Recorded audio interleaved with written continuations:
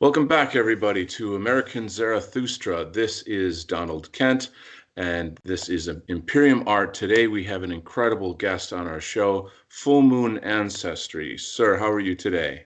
I am awesome. Thank you very much for inviting me on the show. It's quite an honor to be here with you guys. Jó estét kívánok.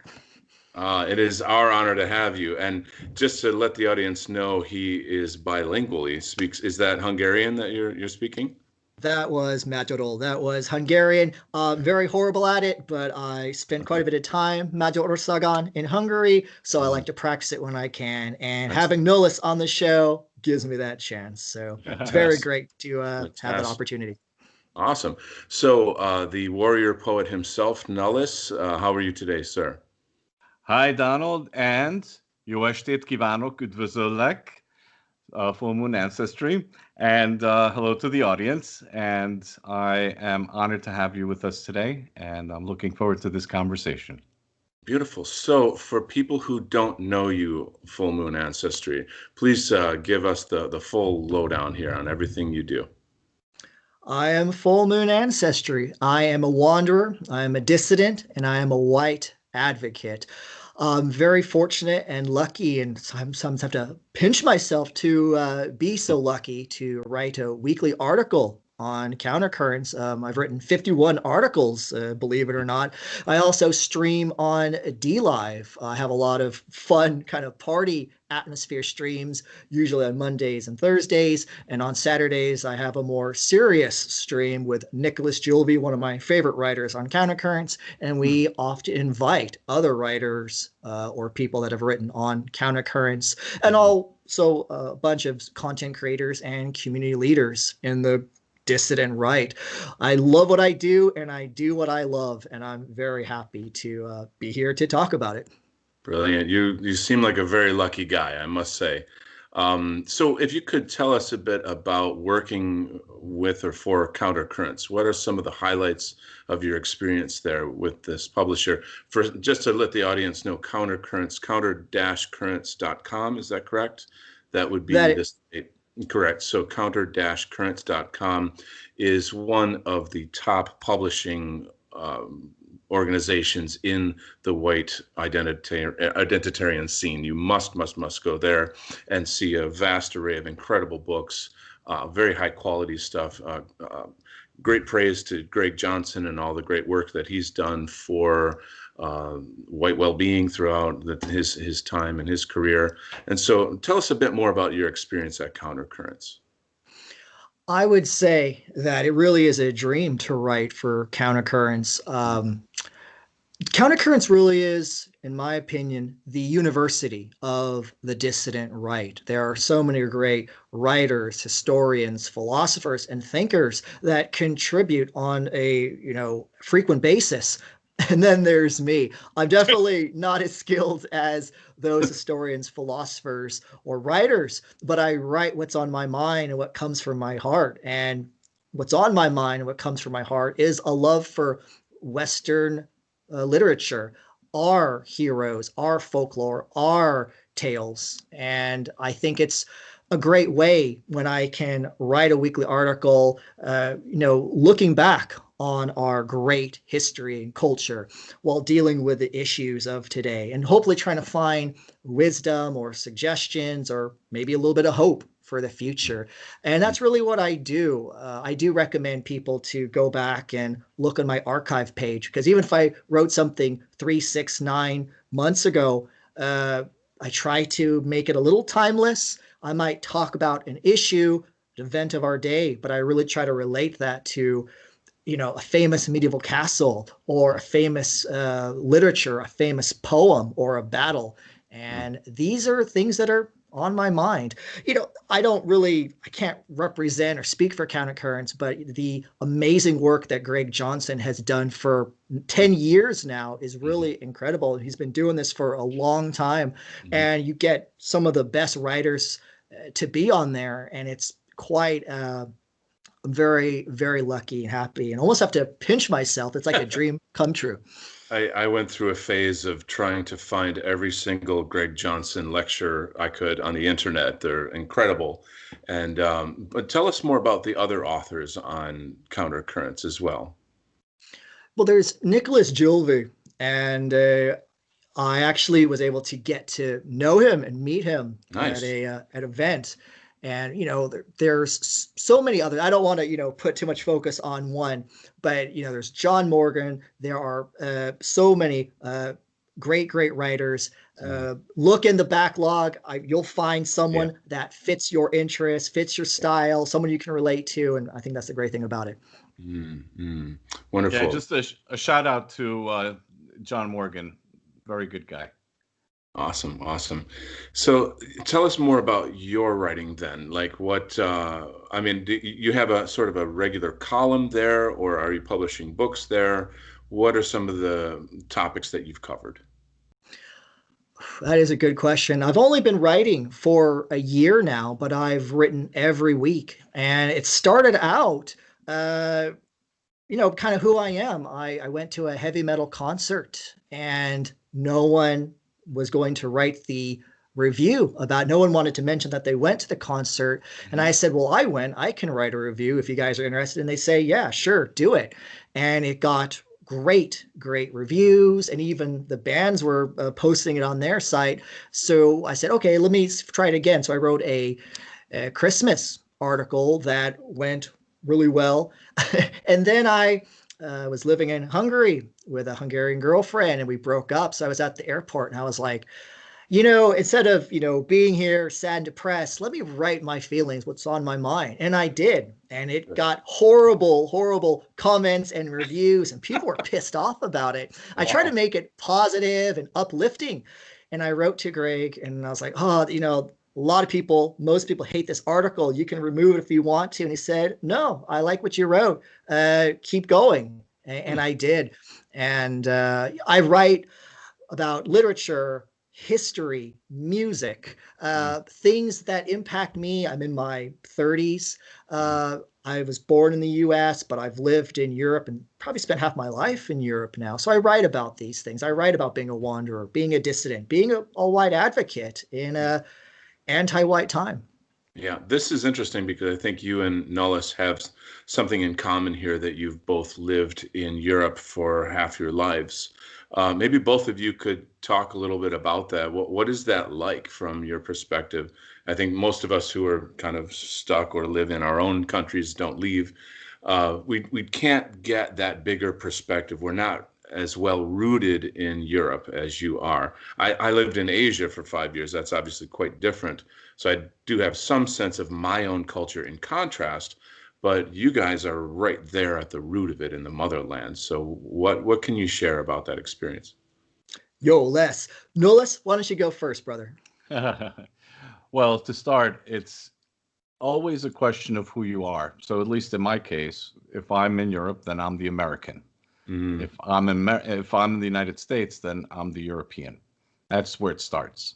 mm, So you have to understand that there's a very significant difference in everyday perceptions, simple things like how you shower, how you go to the store, do you keep the windows open? Do you close your windows? All these little details that people don't even take into consideration becomes more pronounced when you go to Europe, for example. mm, Um, it's a different mindset in terms of the way they look at themselves as individuals, and they look at themselves as Europeans. And then there's also the national identity too that you look at. And so depending also whether one is in Western Europe or in Central Europe or Eastern Europe, it's all very different and nuanced. Um, Americans have this perception that Europe is some monolithic culture. It's not. It's a combination of cultures. It's a collective of cultures, and the monolithic aspect of Europe is that exact point at which we're trying to focus on in Imperium art. Are those synergies that bind us together? So there are obviously points where a Hungarian will be reading something from a British author very clearly. or listening to music from Germany. So there are definite connections, but everything, the lens is always uniquely ethnic in Europe. So when for an American, you have to understand when you go to Europe, you're basically visiting different worlds when you go to different countries. Yeah. That's a number one observation I would make for someone who's never been to Europe. So you have to look at it that way. Another thing that I think is important is that in Europe, you always are confronted against another identity. So in other words, if you are a Polish person working in Germany, then your Polish identity is more pronounced because you feel that you're someone that you're in a different world that is not your world. And then vice versa. If a German goes to Poland, because they just don't speak each other's languages, or if they do, it's very rare. And so you have a lot of these details. But the beautiful part about Europe, and again, these aren't bad things, it's just different things. Sure, sure. The beautiful thing about Europe, and I think that this is really what we really have to understand, is that there is an ancient continuity there. There's something very deep and very ancient when you go to Europe. And it's not necessarily in the castles or it is there as well, but it's not necessarily there. It's in the people. So that ancient awareness of who they are, all the things that they've experienced over the centuries, even if it's not conscious. For example, nationalism in many parts of Western Europe is suppressed. So that's something that people have to understand. When you meet somebody from Germany in particular, Germany has a very strong suppression of German identity. But what's interesting is that the local patriotism in Germany is still very strong. So they will say, "Oh, I'm a Bavarian. I'm very proud of being a Bavarian." But they will never say that they're proud of being a German, which is a very interesting kind of thing. They should be. Well, but it's one of those things that Western Europe has been very much infiltrated by this internationalist kind of mentality. And so you have to understand that there's many different layers to explore. The culture is very vibrant, but at the same time, there are things that are not as good. Like the United States, I would say, has a certain kind of energy that Europe doesn't have. In the United States, I feel that people get are a lot more positive in the United States than they are. Even maybe lately it's not the case. Again, what I'm saying is this is also has to be understood in the context of maybe years of experience. So it's not like, in the United States now, obviously it's much different. And but if you go back into the 80s and 90s, you'll have like this optimism that the Americans had that the Europeans didn't have. Europeans tend to be more, I wouldn't say pessimistic, but they are a lot more grounded and a lot more realistic. And so to an American, it comes off as very cynical, but it's not. That's an interesting perspective. I've sensed that a lot. What about you, Full Moon? What are your thoughts on all that? I agree with everything Nullus said, and then some. My background, everyone knows I'm a metalhead. I live, eat, breathe, sleep, die heavy metal. So even when I was a little kid, I didn't want to be in the US. I didn't want to go to school with the non-white kids who were listening to rap or hip hop or R&B or whatnot. I always dreamed, even as a kid, of going to Europe where I could see all the heavy metal concerts and heavy metal bands and all the castles that the bands took pictures in front of. And so I always dreamed of going to Europe. And I've had grandparents on both sides that came from Europe. So that's just growing up. And of course, I started going to Europe when I was 18 and, thinking of all the countries I've lived in. I've lived in Norway, Denmark, Germany, Poland, Hungary, Bulgaria, Latvia. I'm thinking if I missed any other place, it'll come back to me. I was before the pandemic started to spread earlier this year. I spent quite a bit of time in Macedonia, and there are differences between not only each country but each region within each country. I pride myself of having Karelian and Danish ancestry, but it's kind of like I never really fit in the U.S. But even being in the Finnic countries of Finland and Estonia, or Scandinavian countries of Norway and Denmark, I kind of not from there either. I guess I'm from nowhere. And when I show someone my passport and all the countries I've lived in, they're actually saying, "Oh, you're not full of BS. You've actually have lived in these places." And in a way, Nullus was right, because as much as I love and prefer being in Europe, there is something about me that will maybe always be American. I'm very happy. I'm very positive. I always have this positive personality, which is probably bad in some circumstances in Europe, but that's who I am. I guess I can either have it all, appreciate all, or be burdened by it all. But that's me. So, speaking of which, we talked about doing something before the show, and that's cheersing. I have a little glass of whiskey in front of me here because you always have a glass of whiskey on your show. So, I just wanted to send you a cheers for being on our show. Thank you. So, Thank what you is very much. Köszönöm szépen. Egészségedre, egészségedre, egészségedre. I wish I could. I'll just say cheers.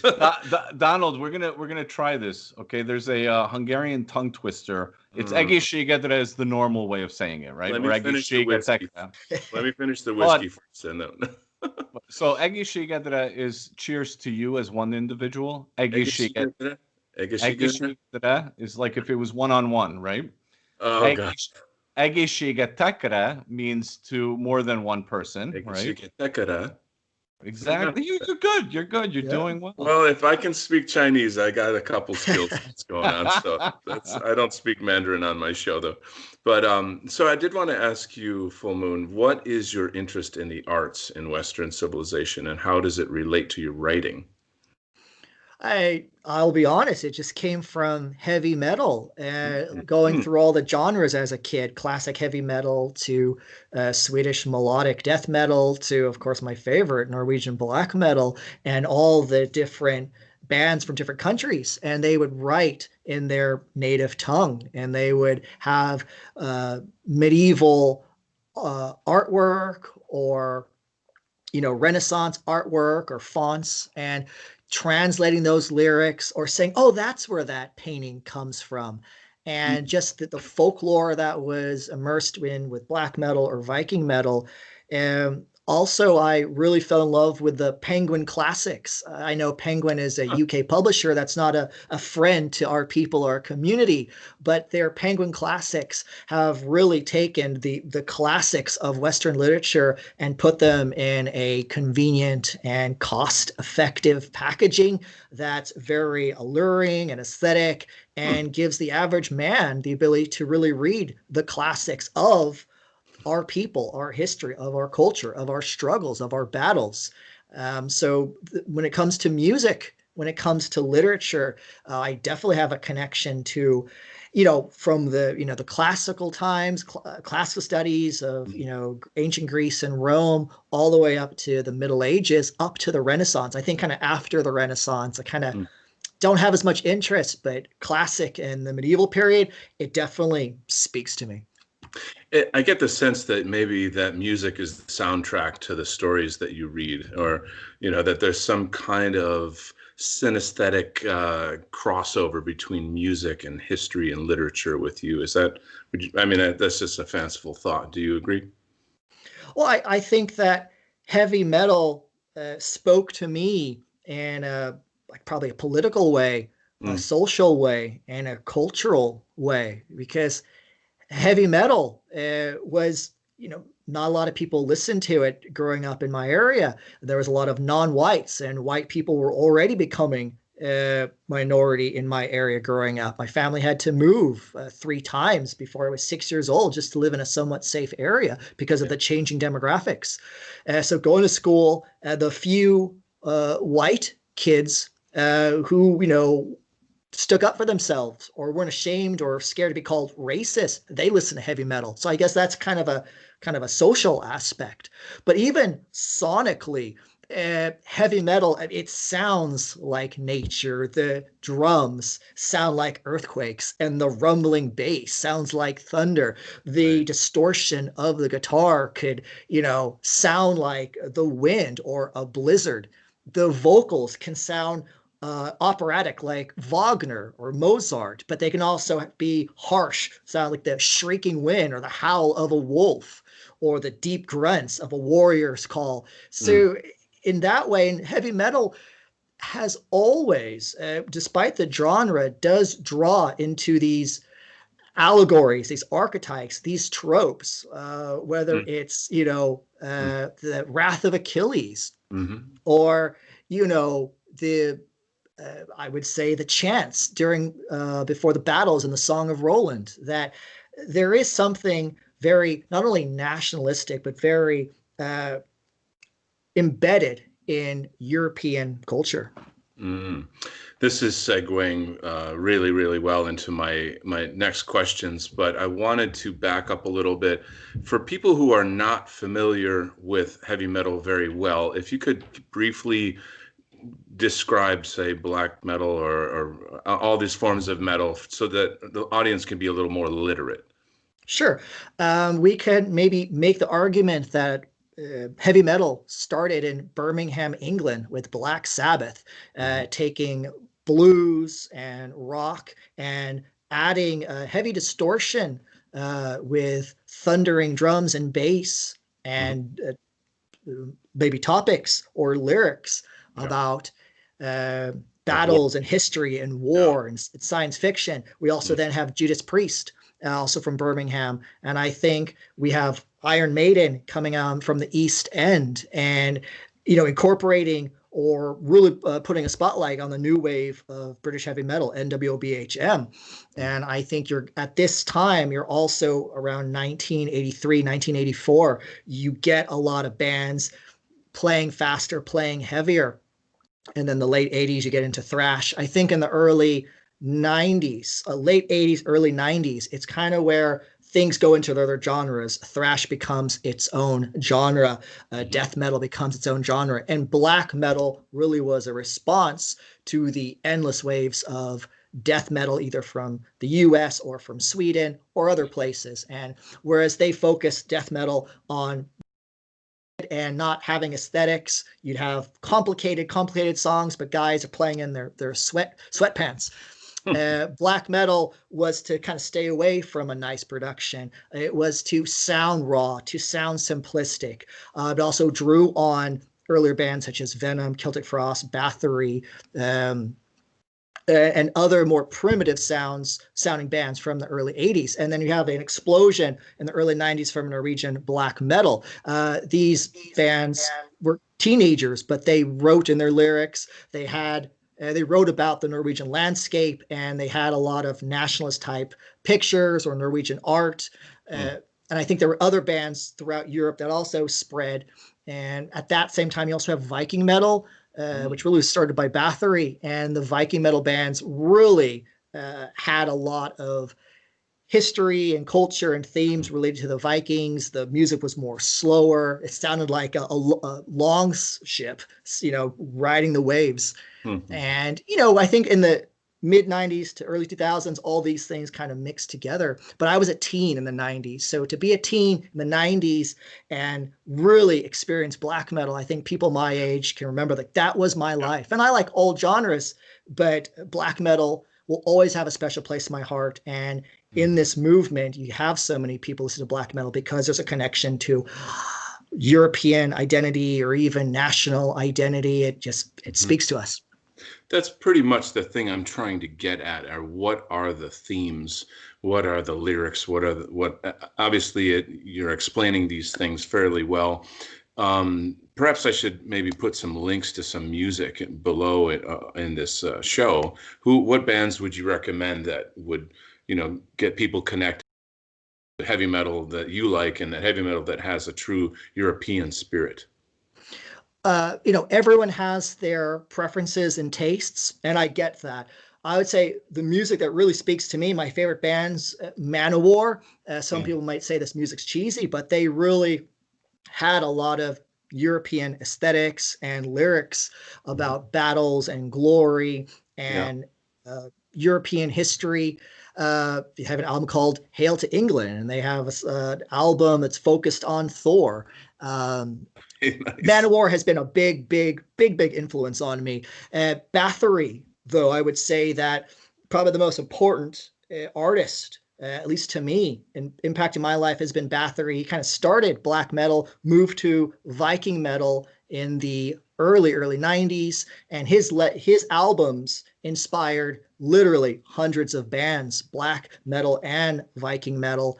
I would say nowadays you can pick, there's so many bands that have really incorporated both the riffs of classic heavy metal with the lyrics of similar to 90s Norwegian black metal.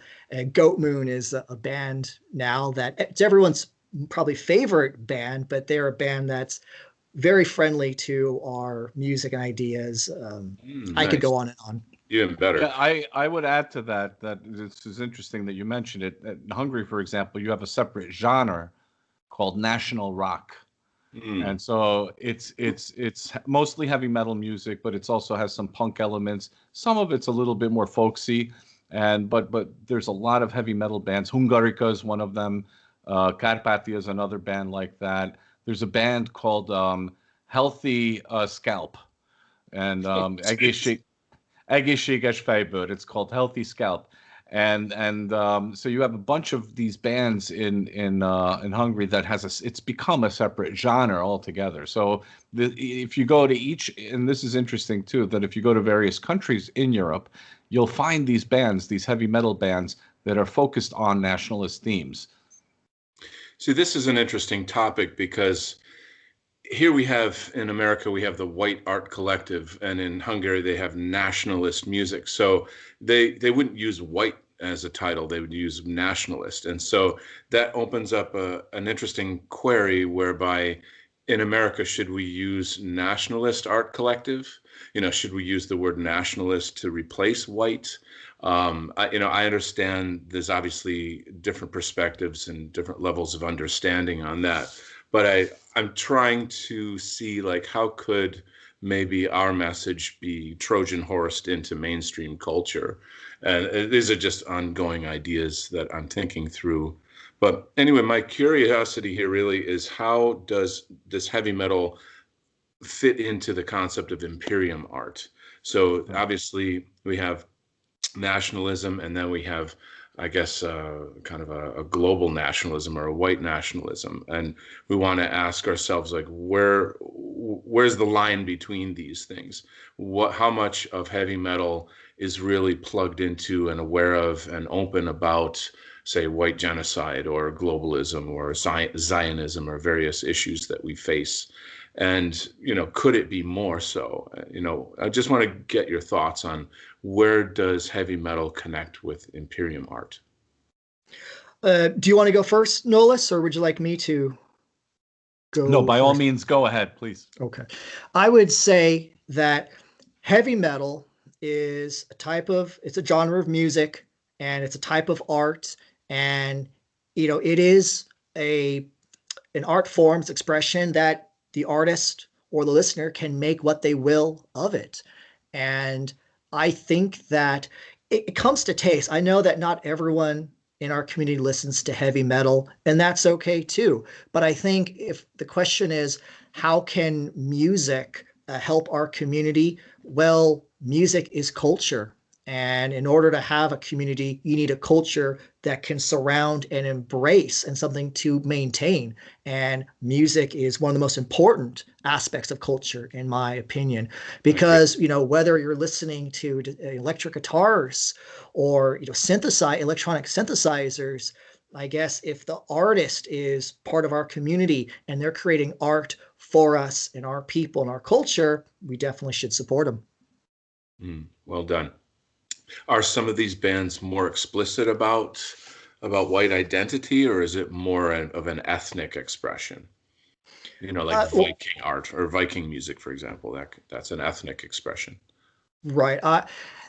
It is politicized, but I would say that in general, yes, there is a growing subgenre of a subgenre called NS black metal, and whatever NS you want to stand for, it could stand for not Nancy Sinatra black metal, whatever you want to call it. But NSBM is growing, and there are more bands. And whether you agree with, whatever Nancy Sinatra ideologies in the past, I would say that boots were made for walking, I think. That's right. And Megadeth actually has a really cool cover of that song. Awesome. And I'm a huge fan of Megadeth. Oh, but great. these bands, they are growing and they are very overt in their lyrics. Now, maybe some people would say that the quality of the music is sometimes hit or miss. I like that stuff, but it really is dependent on what the listener likes, enjoys, or appreciates. It's the eye of the beholder. So actually, another one of our guests and friends in the Imperium art sphere is Tyler Hamilton. And he is a massive fan, and I would even say perhaps a scholar of black metal and heavy metal in general. That's a whole other topic. But we've talked a little bit about this, and I'm wondering, what do you feel is generally the trajectory of NS black metal, and like how is it very, very underground, or is it growing? I just want to learn more about it and see, because that's obviously, I would say, aligned with Imperium art. It's explicit about white self-interest, and even connected to some history and this kind of thing. What the exact lyrics are and the exact ideology, I don't know, because I don't know the music. But of course, I know what NS stands for. So I'm really curious, if you could just maybe open that up a bit more. Nancy Sinatra black Yeah. metal. First, let me define maybe what the sound is, or what some popular bands of that genre are. You have Absurd from Germany. You have Moloth from Russia, who relocated to Ukraine. You also have Goat Moon from Finland. Cool. Chomnazor was an older Russian band. But in general, and I mean, the list goes on, and some people say, oh, this band's not NS, that band's, is or isn't NS. But I would say, and I'm skipping, there's a bunch of great bands from different areas, and they all have their different sound. But in general, bands that sound like Absurd or Moloth or Goat Moon could probably be generalized as NSBM.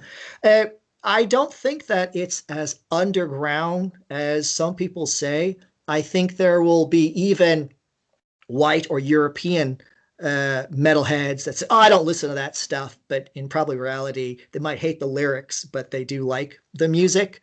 And there might be people that listen to the music, but they don't care about the political stance of the artists, or don't really care, maybe even understand the lyrics.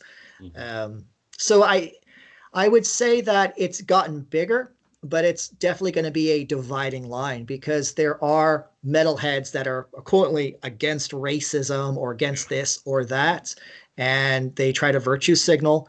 And to me, I say, I listen to heavy metal because, one, I like it, but two, because I listen to heavy metal because the non-white kids weren't listening to heavy metal in, elementary school and middle school. So there is a racial aspect of heavy metal, because 90 something percent of people who listen to heavy metal are going to be white European people. I guess there's the South American question, the essay question. Oh, if you get that joke. That's actually, no, let's tip our hats to our South American brothers that are into that as well. We had Zero Schizo on the show, and I feel that all nationalists should be brothers in some way and kind of lock arms. Nationalism is preferred to globalism. I hope I'm not cutting you off, but I just wanted to know if there is any connection between the music and the, how do I say, activism. Is there any political organization, or is it more just kind of a fun music scene? And then we're going to turn it over to Nullus after that. Yes and no. I can give two examples. Der Stürmer is one of the most popular NSBM bands. They're from Greece. I think maybe one or a previous member was involved in Golden Dawn. Their music is very extreme. Their ideology is very extreme. Okay. But they are very popular. Moloth with Militant Zone, maybe not. I don't know. But it really depends on the individual artist or band. Okay. Nullus, what are your thoughts? Well, I just wanted to add that from a more high-level analysis, heavy metal, black metal, it fits fully into the logic of the essay of Imperium art, where you have several layers. You have the organic representation of Imperium art that's expressed through the genre itself, which is a uniquely European, a uniquely white genre. It's obviously you'll have influences from other sources. You'll have musicians that are from other races and cultures, but it's a predominantly organically white genre.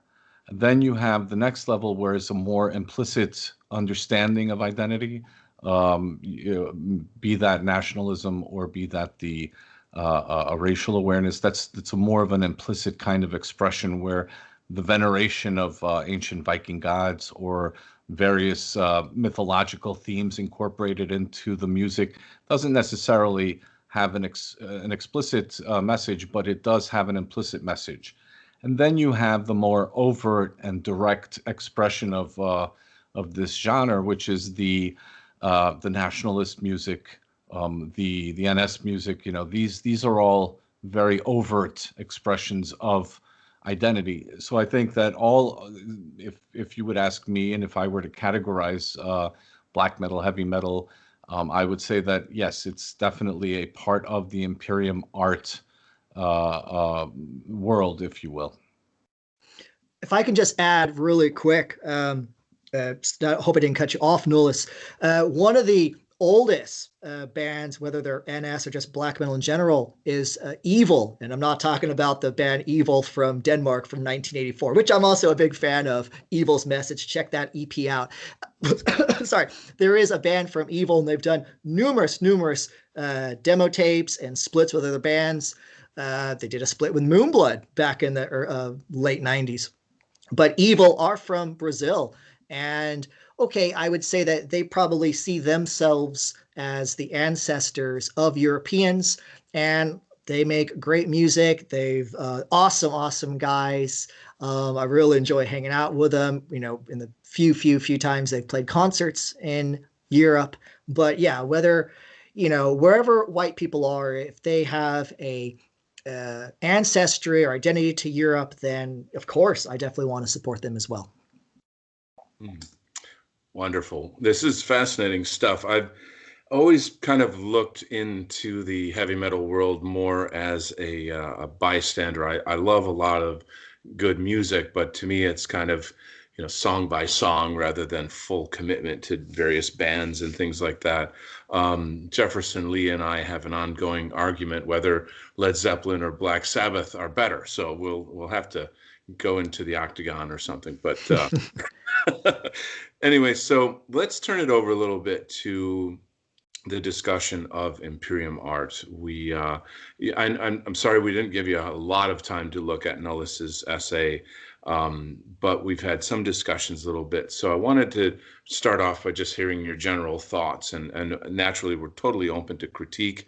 Just a quick review. Imperium art is simply a documentation of the arts movement in the white positive sphere, and that's a big topic. So we're trying to give everybody a platform and a chance in our sphere, including writers and musicians and etc., and even just philosophers to think and say something about it, contribute to this ongoing documentation of the arts movement. So what are your thoughts of Imperium art?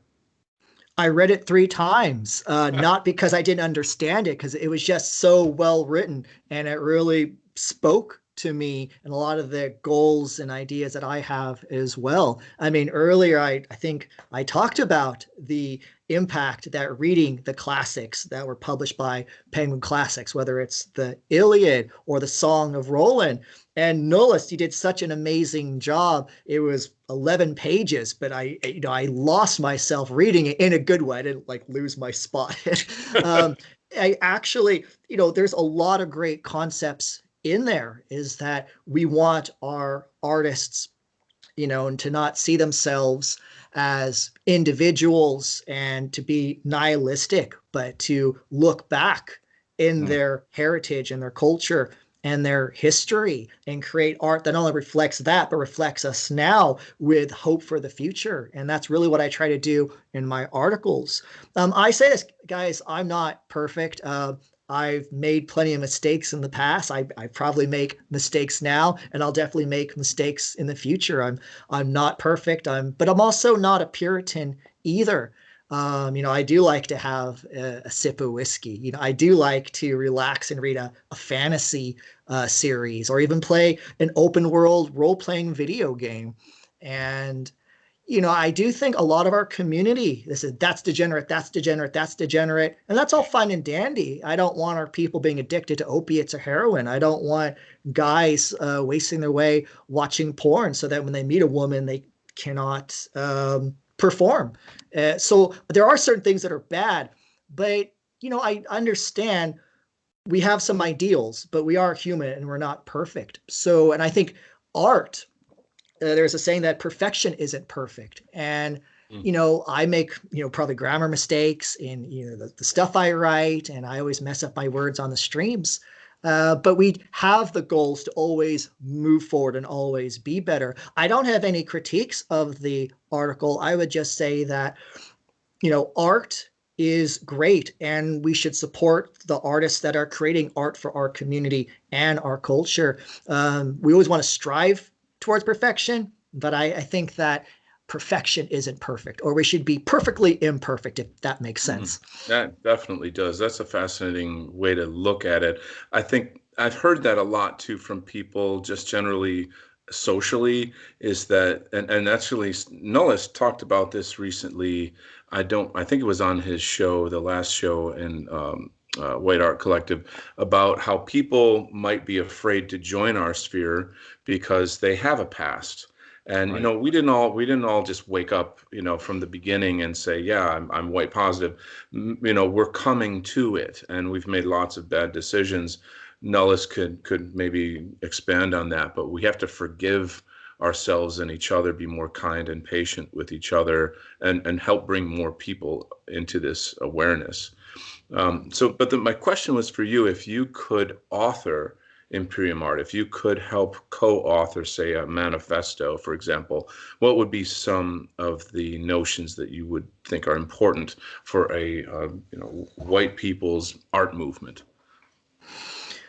Well, I would say that there's nothing feels better than being yourself. And it's not to say, to go into a job interview and say, oh, what's up, dude? Cowabunga, hey, 10, you heard that new heavy metal album?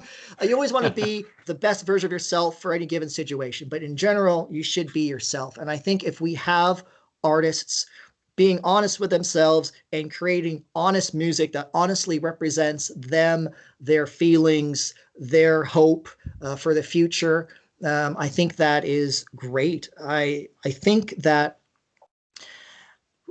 art is something that we tend to forget or think is trivial. We have a lot of great content creators that do great streams, great videos, talking about the issues of the day. And that's all fine and dandy. I watch and enjoy all that stuff too. But sometimes I do wish that we had more authors, we had more poets, we had more musicians, we had people maybe attempting to make a short animated movie or anything like that, or a real life movie. And I think that is something that I would encourage, but you can't help at the same time not want to talk about these things. I mean, we are kind of internet personalities. It's Yeah. what we do, why we do, and it's important to do these things and have your thing. Case in point maybe is this, and I'll see if I can connect this. Nick Fuentes is one of the most popular people out there today, but me and Nick Fuentes are complete opposites, and we offer different things. He's a Christian. I would call myself of ancestral faith, but he'd see that I'm a pagan. He maybe listens to normal music or even hip hop. I listen only to heavy metal. He is living a trad life, all this stuff. I definitely have a past, and I've lived with girlfriends. I've had short-term girlfriends, long-term girlfriends, and we have different personalities. He's in his early 20s. I'm in my 30s, and I don't know if we sat down, if we would either get along or have a lot in common. That being said, we do offer different things. We have an audience that I guess kind of emerges like a Venn diagram. I know that a lot of people that watch my D Live show tend to, they'll watch me and they'll subscribe to a few others and they subscribe to him. And I think that's a good thing. So we should have variety in the art that we create. And maybe less bickering, and understand that we do what we do. We're not all going to get along. This book might conflict with that book, but if we're creating art for our community, the more art, the better. We generally hope that this is that we're kind of maturing as a movement, because I feel that we don't have to agree with someone to like them, and that we should always put the mission first. And so, I don't know, Nullus, what do you think? Do you think as a movement we're growing a little bit past the infighting? What are your thoughts on that?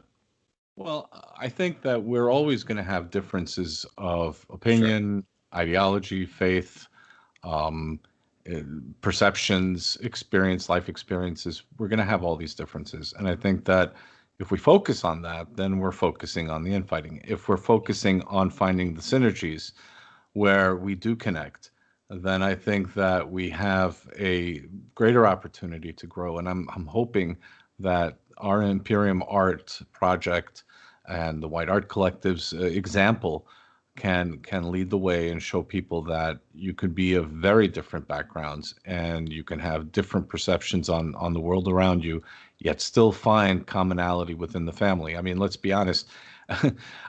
Even in your own immediate family, you're not going to have an agreement on everything. So as long as you understand that you are a part of the family, then that gives you the strength that you need to find strength in any kind of obstacle that comes your way, whether that's an internal subversion or an external threat. Mm. Well done. So let's look at this in the inverse then. If you were to contribute to authoring an Imperium Art guidelines, I don't really want to say manifesto because I don't know if we're there, but what would the parameters be, Fullmoon? What would the sort of no-go areas be? What are things that people should avoid? I would say that if we had to set guidelines and parameters, it would be to not promote anti-white propaganda in our art. Mm. And that I know that could be a slippery slope because then anyone could say, well, that's anti-white, blah, blah, blah. Mm. Uh, some people don't like the term, white positive, but I would say that if we're making art and we have to remind ourselves, okay, why are we doing it? We're doing it because we love art, but we also want to make art that represents us, our concerns, and our goals. So the general guidelines are, I guess you probably wouldn't want a song that encourages people to, shoot heroin or to, look or become addicted to pornography. It is a good question because you do have to have standards. But I guess my concern would be, okay, if you set so high standards, then anyone could say, oh, that black metal, it sounds too raw. That's not, white positive, even if maybe the lyrics are. Or you try to make, short animated film or episode, and it has some, I don't know, risque humor, but maybe the humor makes people laugh, but also leads to a better message. It is a slippery slope, but you should have guidelines. But I guess since it's not, I'm not, the king of, Imperium art, it's not my place to make those guidelines. I see. I think I guess I feel that this is something that everybody should kind of know in general. If you're just in this sphere, you would have some sense of that. But like Josh Neal, for example, has asked interesting questions, and other people have asked, for example, well, could there be a sort of a white positive hip hop? And a lot of us cringe when we hear that because we feel that medium is intrinsically anti-white. And for example, I'll see, like you were talking about Nick Fuentes, and then who I don't dislike. I appreciate everybody who does something for our movement or for nationalism. And again, you don't have to agree with everything someone says, but he'll play some kind of hip hop before his show or something. And I'm thinking, but maybe that's his sphere. I guess he's crossing over into the I'm not racist sphere or whatever. But anyway, these are thoughts that I have. I think one of the issues in white art, for lack of a better term, is not being too obvious about stuff. It's difficult to make art about our plight, about our existential crisis, without being preachy. and like too direct in some sense. I don't know. Can you speak to that? Is there any lyrics or bands or songs that maybe, have been able to get that message across without kind of being cheesy or preachy? That is a very good point. I didn't really think of it. I Yeah. would say, yeah, you don't want. I think there's a human nature, right? Where if you tell someone to do something, they're Yeah. probably not only going to not want to do it, they're going to want to do the complete opposite. Right. I would say that I guess when it comes to preaching, if you're going to tell someone not to do something, you should have offer an alternative Good. for them to do something else instead. Sure. I think heavy metal, because I gets considered extreme music. I actually, I can, thinking of all the bands that have pretty overt lyrics telling you what to do or do Yeah. this, whether it's, Yeah. put your fist in the air and stuff like that. But I think there is some leeway there because you want, some emotion and you want some, anger or rage to even just to give you courage to go into the mosh pit. So Yeah. heavy metal is maybe not the best, I guess, example for that, but I do understand like the saying goes, you attract more insects with honey than you do with, I Yeah. guess, Vinegar. crap. But I guess flies are, stuck to crap. So even that is a little difficult. Yeah, this analogy is going nowhere. No. Well, how about you, Nellis? What are your thoughts on that? How obvious or how explicit should our content be? Well, again, this comes back to the essay where you have various expressions. I think that all of them have a place. I think that everyone's sensibility is a little different. Some people are bolder in their expressions. I think we should encourage that. I think we should embrace the full spectrum of our emotional experience. We shouldn't hide and be submissive to any kind of external narrative that tells us that we shouldn't say or think a certain way. And I mean that in the sense of destructive elements that try to suppress your natural instinct. So I think that at the same time, though, I think it's important to have a moral grounding and a moral compass so that we understand that we're doing this for a greater purpose. And I think that's an important aspect. For me, it's the connection to the divine through my faith in God and through my Catholicism. But in Fullmoon Ancestry's case, it might be something else. And so we have to understand that without a strong moral foundation, we're just going to wallow in the same kind of nihilism that brought us to this place in the first place. It's an interesting thought. I think that this is an important question. I do see that there are generally, let's look at 2 points of view on the arts and how explicit things are. Sometimes people will say, like, if it's too explicit, or I don't know, too NS, for example, like, then, somebody might say, if you talk openly about that, you're playing into the hands of the enemy, or you're giving them something that they can use against us, that the public isn't ready for, XYZ. The Overton window has not moved. Then on the other side, the people who are very, very strong-willed and explicit about ideological points of various, even in the way they express things, white genocide and all the violence and insidious plots against us in the media, etc. They're doing the dangerous work, but they are, in a sense, very necessary. And so, where do you fall on that line, Full Moon? What do you like? How safe or how much risk taking should people do in Imperium art? I think this really goes back to the wig nat versus the optics cuck debate. That's like the eternal question. I would really say that I I think that, okay, if you call this the dissident right, I strongly feel that each person in the dissident right can and should and needs to determine their own level of involvement. If someone says, hey, I've got a nice job, I've got a family to take care of, it would be better off for them to kind of lay low and simply, if possible, support the content creators and community leaders that put their face and name and neck on the line, literally sometimes.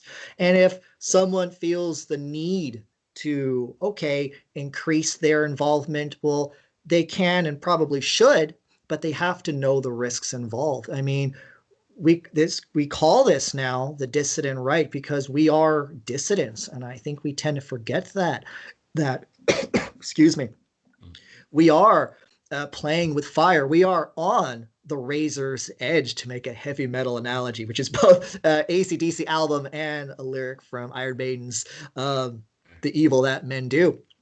Well, the evil that our enemies do is try to dox us, get us fired, make us unemployable, get us kicked out of our homes or our apartments. They really want us starving, homeless, and probably attacked and probably killed simply for having our views, simply for thinking that white people have a right to appreciate their history, to have appreciate their culture, to have an identity, and hopefully, we're trying to get our people to stand up for their land, their resources, and our sovereignty. This is a dangerous game, and even I myself, I've been in this community for a little bit, but even I didn't start out creating content. I eventually started going to concerts and events, and at that point, there was a period, well, just leaving an event, I had to kind of escort our people to safety, and they were taking pictures of me. And I said, at that point, well, hell, I've been going to the events. I'm in this community. Okay, I started, writing. Okay, then I started doing a stream, and then I put my name out here. I'm in a situation that I very lucky that not a lot of people get to be in. I'm not currently working right now. I have, my mom who supports everything I do. So I guess if I get doxxed, there's no skin off my back. But someone that has a job, someone that has a wife and kids to feed, I don't want them doing what I'm doing. So we always have to determine our level of involvement. And if we're going to take the next step, yes, in general, more the better, but we have to know the risks involved. And I don't want to see people getting doxxed or fired, homeless, or attacked. Okay, beautifully said. So to help the viewers and people who may be new, the concept of Imperium comes from a Francis Parker Yockey book named Imperium. And currently we could say that there is a white diaspora of, people who are of European origin that have, settled lands around Earth, America, Canada, etc. And the notion of an imperium is whereby all of those people of European descent would wake up and become one racial demographic and take back our sovereignty, take control of our destiny, push out our enemies, do whatever it is that we need to survive. And so this is what you're just talking about right now. So my question to you is, what would a future white imperium look like, and how might we reach that ideal? Let me get out of the way here first. It says, I care about my white American brothers and sisters, wherever they are, around the world. That being said, I've always hated how American foreign policy impacts and often hurts European and white people around the world. Mm-hmm. And I do hate the fact of what happens in America, because America is kind of like, ground zero of globo homo. Impacts and spreads all over. I hate that. I hate being in Minsk, Belarus, and seeing a historic plaque in a huge war museum right next to McDonald's and H&M. I know H&M used to be a Swedish company, but you get the idea. So I guess this idea is, and you spoke about this earlier, should we define ourselves as white, or should we define ourselves as nationalists or local region? I say this at my streams and in my articles. We can have it all. We can have ethnic sovereignty with white solidarity, because strong fences make good neighbors, and strong borders not only make good nation states, they also make a great allies. I understand, and Nullus understands the difference between Hungarians and Romanians. I know the difference between Norwegians and Danes, Czechs and Slovaks, Macedonians, Bulgarians. But I love Finland. But if Finland falls, then Estonia will fall. And if Estonia falls, then Latvia will fall, and so on and so Exactly. on.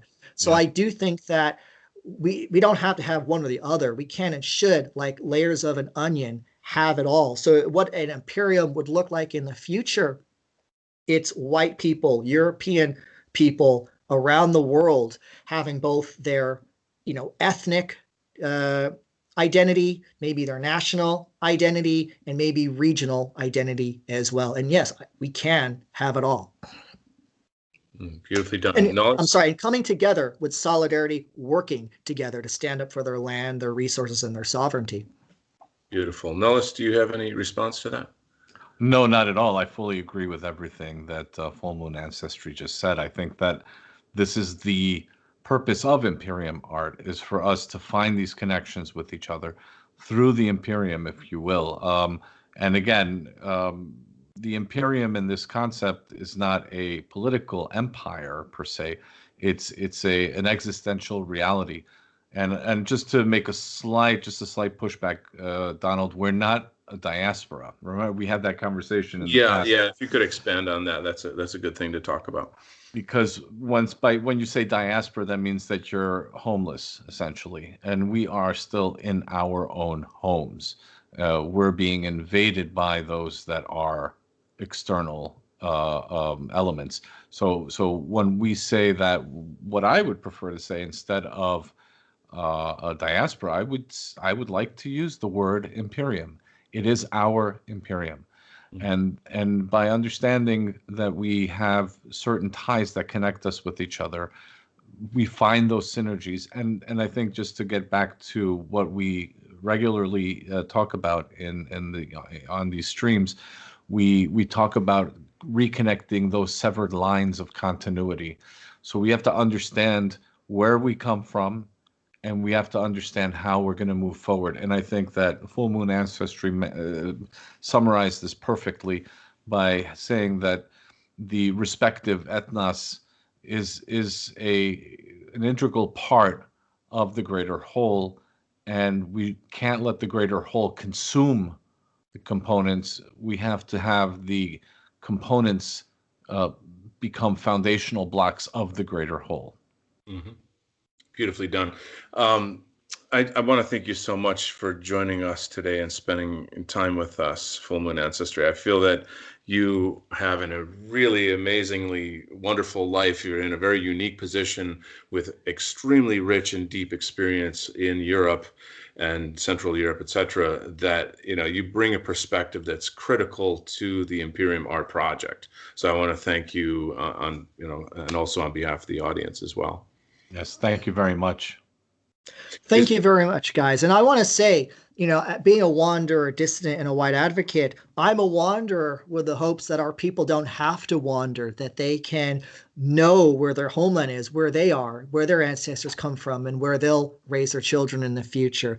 I'm a dissident, so our people don't have to fight for their ancestry and their culture and their identity. They can embrace and enjoy it. And I'm definitely a white advocate. So people don't have to live the life that I and other content creators live, and they can enjoy living a normal, traditional life. I enjoy my life, but I don't wish it on anyone. It's not easy.